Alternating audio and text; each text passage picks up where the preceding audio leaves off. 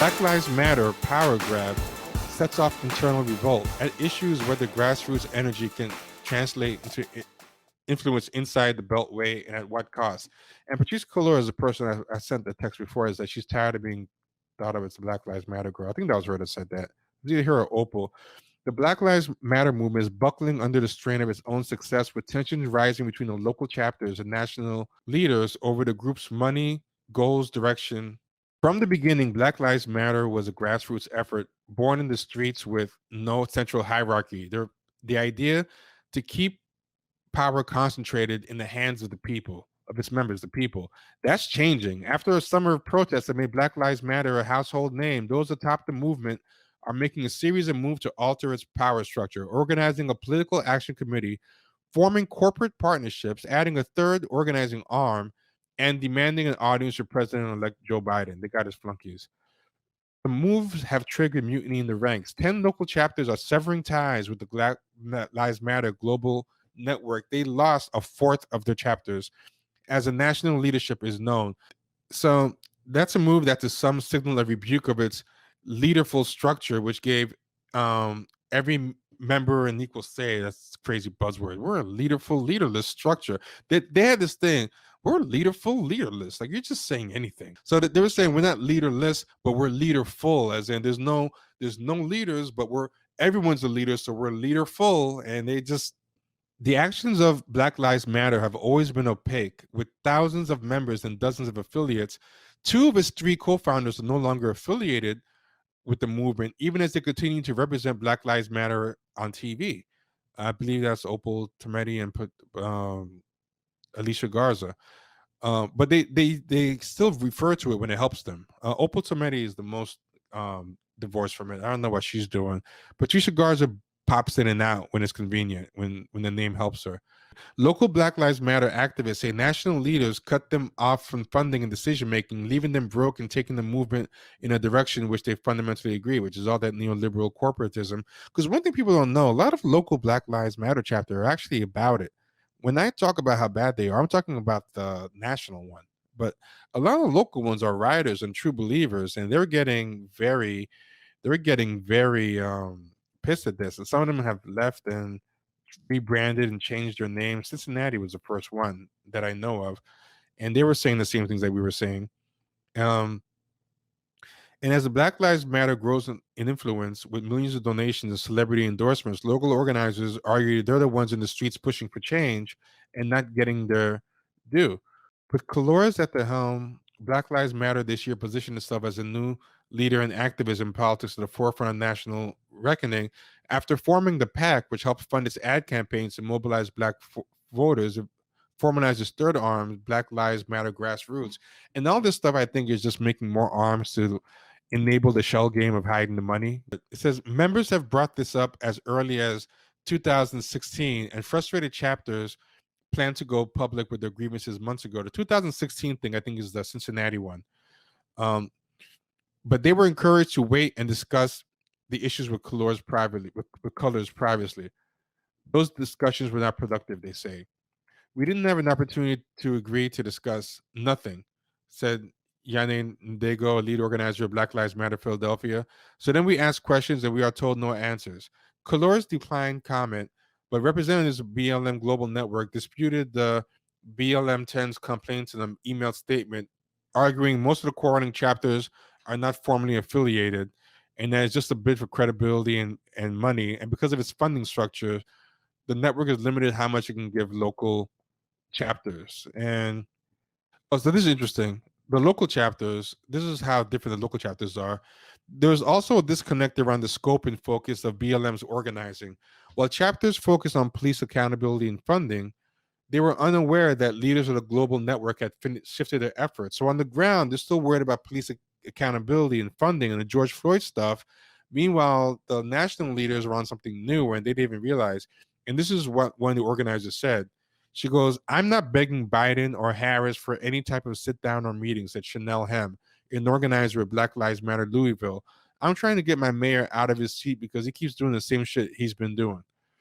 And yeah, so that gap, these people are craving for power for themselves, while the people on the ground are still fighting the fight. So that's a problem. That's a big problem. Now, this is where it gets pretty interesting. Check this out. Black Lives Matter still matter. 6 months after mass protests begin, what is the future of BLM? Reimagining Black Lives Matter. December 10th, same day as the political article, right? They mentioned that same Yane Nadego, the one that was complaining about trying to get her mayor out of his seats. And he talked about all the different problems that they have. And she goes,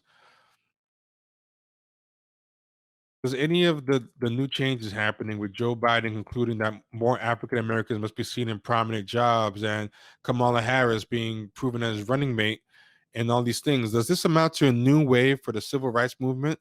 BLM looked bereft before the summer because they were at an all-time low before the George Floyd thing reinvigorated them. Several activists say the national part of the movement has long lost its way.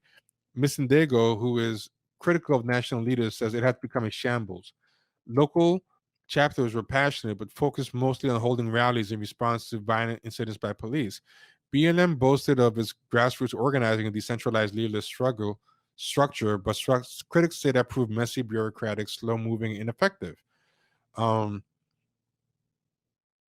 Now, they claim that that caused the need for you know a leader to be put in and accountability to be had. But this is where it gets crazy.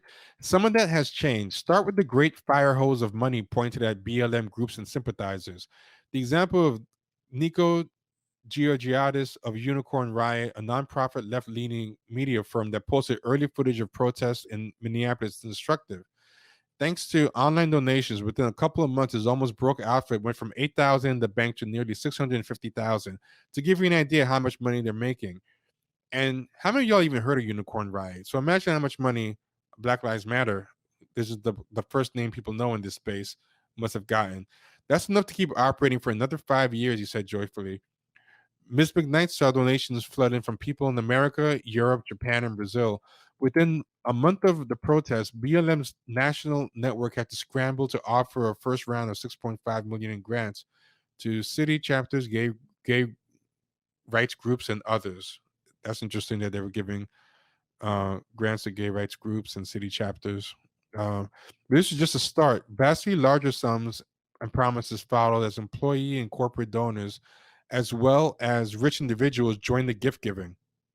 Um, Donations to BLM related causes since May were $10.6 billion. That's billion with a B. So even in the chapter statements, they had no idea how much money. You saw the chapter statement I read, they thought it was in the millions. 10.6 billion. B. 10.6 billion. Exact sums received will be known when the central body overseeing BLM spending publishes its finances. Confusingly, it relies on another entity. That confusion is deliberate. A quote unquote fiscal sponsor, the Tides Foundation, to oversee its books. A leading figure talks of incredible financial growth and capacity and a huge surge of numbers of folks who want to throw down with us, meaning long term partners. So 10.6 billion, and there's a $500,000 grant to local chapters happening, and they're mad because they think it's 500,000 out of um, tens or hundreds of millions. They have no idea at the time it's even 10 billions.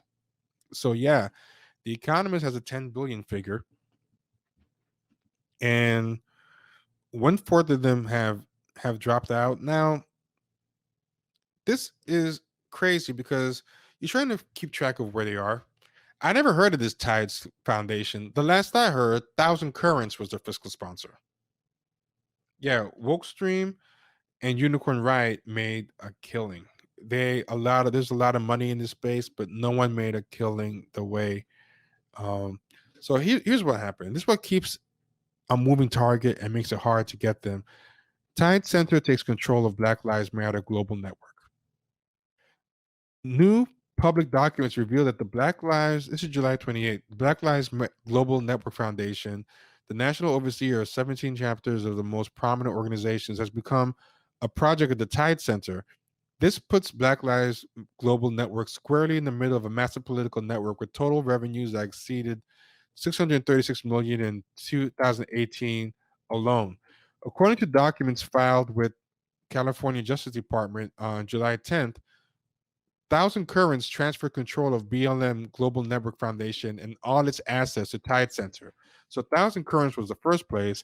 Now it's Tide Center, and the they keep changing structure, organizations, adding layers of bureaucracy, and moving this around from different fiscal sponsors, and never going nonprofit. They're not a nonprofit. They're actually a Delaware corporation, which is another reason that allows them to not be transparent. And then they use these fiscal sponsors to handle the nonprofit donation. That's why they need a fiscal sponsor, because they're not actually a nonprofit. So donations to BLM Global Network end up in Thousand Currents coffers, which administers the group's finances internally. As the Thousand Currents project, the group does not file regular Form 990 reports with the IRS, and it does not disclose comprehensive financial data in the same way a tax exempt nonprofit does. So, by keeping it with this structure, they're allowed to not have the transparency of they're allowed to not have the transparency of a real nonprofit. This is all for the sake of lack of transparency. It's crazy. While in many cases donors cannot be identified, 6 and 7 figure grant totals of Thousand Currents earmarked for BLM Global Network Foundation have been traced to a number of liberal foundations, including Novo Foundation, W.K. Kellogg Foundation, and Borealis Philanthropy. Funding of Black Lives Matter organizations. This is the map. So check this out. How crazy this thing gets trying to make sense out of this thing. This is at capitalresearch.org. You can find all this stuff, but the donors are just, this is a roadmap of it. This is how you got to try to find organizational supporters, come down, then individual supporters, both of them combined to form donors, receives donations. um some of the donations go to Act Blue charities, which disperses donations. Some go to a fundraiser. Then that goes to a fiscal sponsor, while the ones that go to Act Blue go to Alliance for Global Justice and Thousand Currents. Um, Goes through another fiscal sponsor, goes through all these other chapters, and there's different partners. Then Movement for Black Lives Matter gets some of the money. Movement for Black Lives is partners with Black Lives Global Network Foundation. We talked about Movement for Black Lives before, and all the weird things they have going there. They're behind the singing, dancing voters over at the election thing with Nalini Stamp, and she's part of like four different. They just create and drop out organizations. This is the most incredible shell game that you can imagine. Um, I mean, the mafia is easier to track the organization of than that. You just got five families and you're done, and it all becomes part of the Black Lives Matter movement. That's where it all comes down to at the very bottom. It's pretty insane stuff, but you see the level of yeah, it's basically what it is. This is like they're the original LLC Twitter, but yeah, they're not even LLC Twitter, INC Twitter. They're a straight up corporation. They're not LLC. It's, you can see their certificate of incorporation over in the Delaware, right? And yeah, so yeah, this is money laundering. This is Better Call Saul. Yeah, you need to set up a complex financial machine. Think of money as fluid, makes the whole thing go. Yeah, so not literally LLC, literally INC. Like they are beyond LLC. Twitter. What is Thousand Currents, the charity that doles out the million in Black Lives Matter generation donations? So Thousand Currents is still in the mix, even though this new Tides thing is so Black Lives Matter Global Network. First off, it's not a nonprofit organization, so that's already wrong. There's a mistake in the article, but yeah, Thousand Currents just has a fiscal, they're a fiscal sponsor, and Yeah, you cannot figure out where the money goes because of how it's set up because they don't have their own um, nonprofit thing. So anyway, Thousand Currents delivered a statement. The Thousand Currents statement was as follows. They gave the statement, announced that they're adding Black Lives Matter to the mix. So Thousand Currents is pleased to share that Black Lives Matter has formalized its relationship with Tides, and we're all going to work together. We were the sponsor for 2016 and 2020. Then we made a strategic decision to sunset fiscal sponsorship to focus on core grant making to whatever. Thousand Currents is exhilarated by Black Lives Global Network's growth. I'm really curious what happened when they had to pass those records over to Tides. I'm sure Tide eyes look like a wolf in the cartoon, the eyes bug out, but there's dollar signs in it. Like I can only imagine having those financial papers turned over and just seeing all that money. And this story y'all should check out. And it was criminally underreported, and it's thorough. It's a compilation of everything. I would not be surprised if this guy saw my threads because he put together a lot of threads I put together in my stuff, and he followed the breadcrumbs. I was hoping if I just made enough threads that linked it all together. So I made a super long thread that had a bunch of stuff, and this guy seems to have picked up the breadcrumbs and took it further. I don't know if he read my thread, but I think he did. Tablet Magazine. I was thinking about trying to get this guy on. I haven't reached out yet. Is Warren Buffett the wallet behind but not let's talk about George Soros here, but is Warren Buffett the wallet behind Black Lives Matter? This is too long to read in one shot. Now, I don't know if Tablet is a conservative organization or anything, but one of the problems with this kind of reporting, and a lot of times to get this information, and this is what I have to do a lot, because these liberal mainstream magazines are so in the tank for these people. Sometimes you have to go to off the beaten path places because Washington Post, they have too many friends in there. They have too many shea butters and Wakandans working in New York Times and Washington Post. They were not going to touch this stuff, and they don't want to look racist. And a lot of these people double as columnists and writers there. It's way too much boosterism and cronyism. So sometimes you have to go to places like this, but it's very thorough and you can fact check everything. Is by a guy called Sean Cooper, and he just goes in and talks about this. Still has some of the more conservative estimates, but even this conservative estimate of 33 million that flowed in his coffers since George Floyd at the time of this. They got this by counting the large corporations that publicly made donations for. So just from counting the large corporations that tweeted into their own horns, like Square, Ubisoft, Google, Spanx, Tom Shoes, Lululemon, Nike, and Anastasia Beauty, they all made 6 and 7 figure organization pledges that added up to 33 million. They got this from just eyeballing, but even with that lowest figure, 500,000 is a pittance for a handful of chapters, and only because um, you got put on blast and people were starting to whisper after your Reddit AMA BAM, ask me anything but about money. So um, this thing goes on and talks about. There is, however, another version of events in which the heartfelt dedication to racial justice is only the forward facing side of the movement.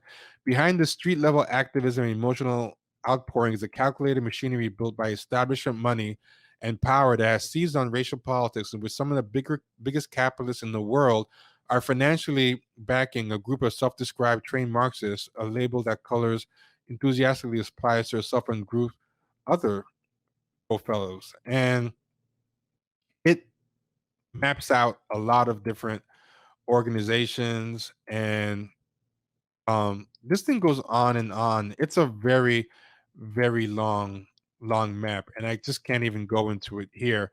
But um, it also goes into how this organization IDEX that has a lot of shady things um, underwent transformation and got connections with thousand currents. This thing for the decade prior, according to financial disclosure, donor revenue to IDEX, this place IDEX is what changed its name to Thousand Currents in 2016. And they got a bunch of funding. The biggest donor was Peter Buffett, son of billionaire investor Warren Buffett, and Peter's wife, Jennifer. They did not respond, Thousand Currents, to requests to address the relationship between the nonprofit administration and the business interests of their donors, but a worldly observer might notice synergies between IDEX's entrenched footprint across Latin America and Warren Buffett's interest in Liberty Latin America. And it just this thing goes on and on. But you see all the corporate connections that they're making um earlier in this article, the same ones that Indigo was talking about in the previous articles that they don't like, along with their constant push to get ingratiated to power, in this case particularly Biden and Harris and the administration.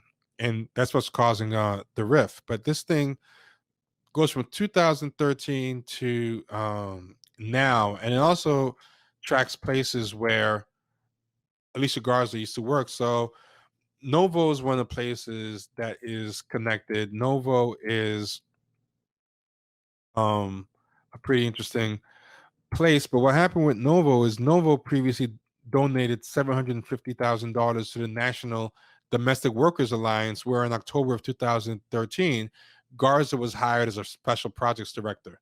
So she got a connection with Novo and had received donations from them in October 2013. Novo, with Peter and Jennifer Buffett behind it, deepened its relationships to new racial justice by 300,000 in 2014 to IDEX, the group that would become BLM's financial sponsor, plus another 750,000 to NDWA, the National Domestic Workers Alliance, where Garza worked. Garza did not respond to Tablet's comments, response for comments. So this is before she was even working for Black Lives Matter.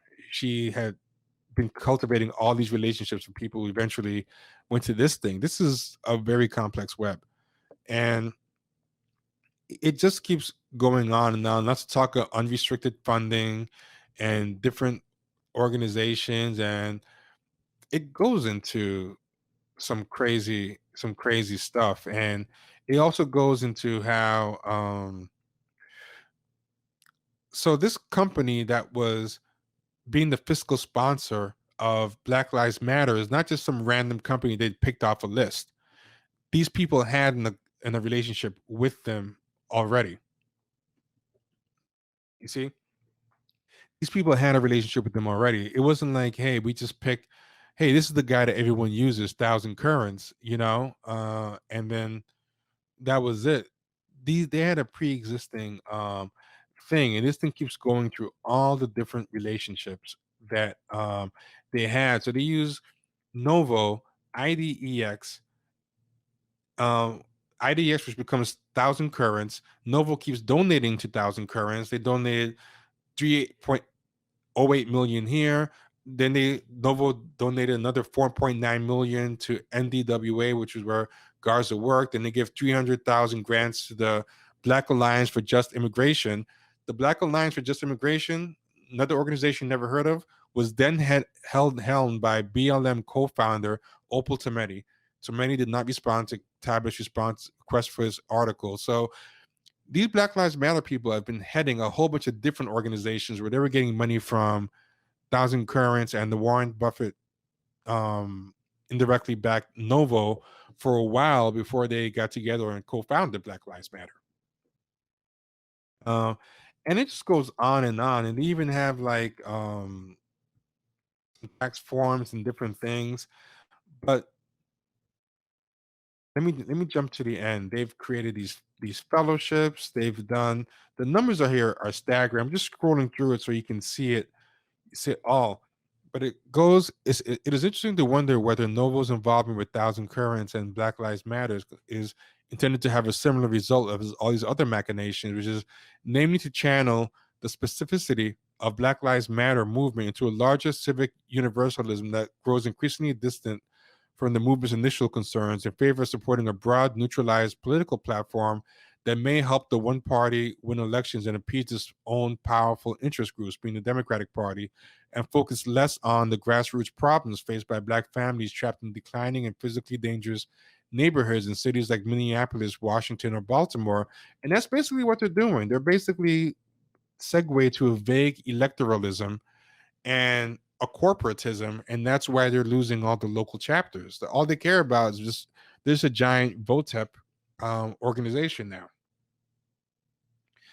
Um, yeah, so nice salaries, consultant jobs, grants. There's a big web of stuff, and why does Tablet have to do all this stuff? Why do I have to like even compile the leads? I mean, Tablets went way further than I did, but I think a lot of this I have in a giant thread that I've been putting together for like months. And so it talks. So check this out. This talks about. This is important. Now this part is very important because this kind of talks about why the change happened. The infusion of 33 million in donations into BLM has recently led to a new scrutiny of the group's financial agreements, and honestly, now that number swelled to 10 billion.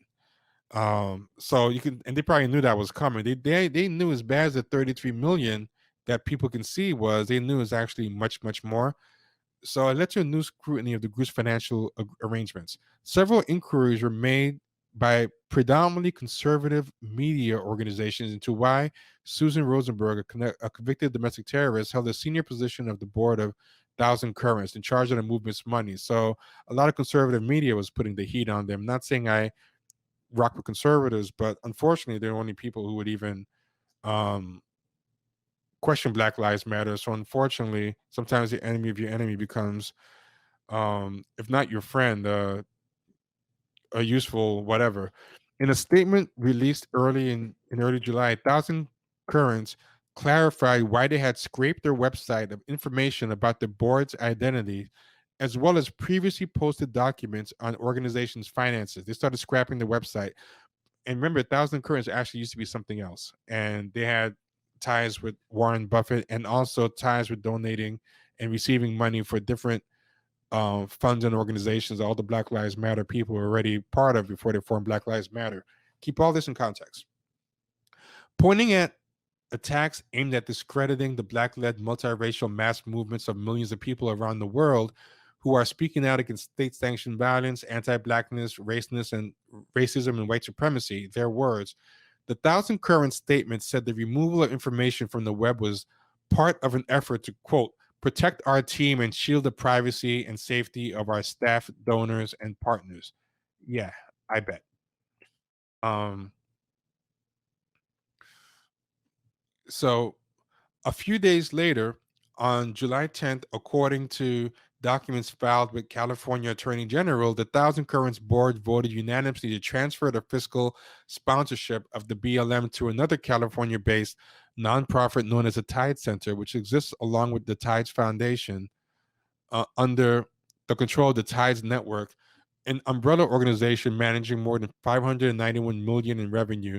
In their statement to the Attorney General, Thousand Currents wrote that the transfer was, quote, in the best interest of all parties, end quote, citing, quote, BLM's growth and their need for greater support. This is, as you can tell, a way to kind of distance themselves from this and kind of keep people from doing the digging that Tablet was starting to do. So that's why I read those previous statements, so you can see the spin that they're putting on it.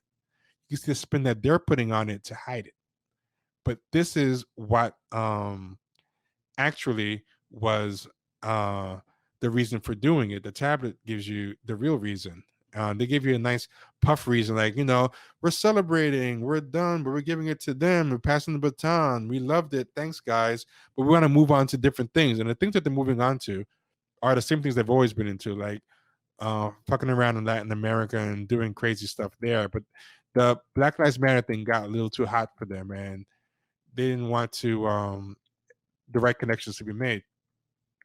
The transfer of BLM's fiscal sponsorship from Thousand Currents to the Tide Network would appear to end the relationship between Novo and the Black Lives Matter movement. Novo is the organization run by Warren Buffett's son and his wife that they use alongside IDEX, aka Thousand Currents, to do all that funny business and donations. However, according to public financial documents, Novo has continued its relationship with BLM just through a different shell organization. Indeed, Novo is now even more deeply involved with BLM now that BLM is a part of the Tide Network. In 2018 alone, Novo dispersed more than 100 separate donations, totaling at least 121 million to Tides.